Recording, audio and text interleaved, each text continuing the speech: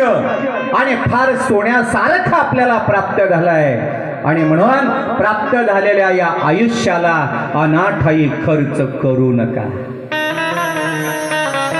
भजनाचा, कीर्तनाचा, कथेचा आदर्श लक्षात ठेवा।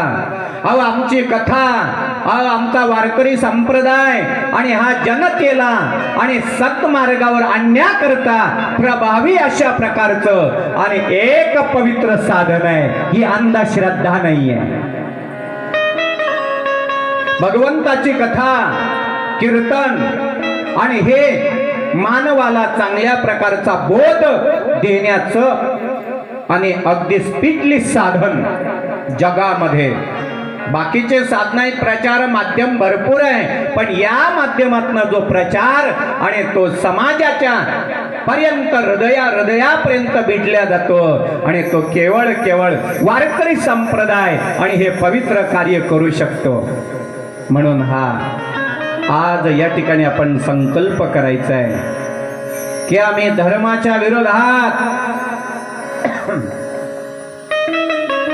आणि कधीच जाणार नाही, जेणेकरून आमच्या माता पित्यांना गळफास घेण्याची पाळी येईल। अरे अलीकडे आपल्या सौंदर्याचा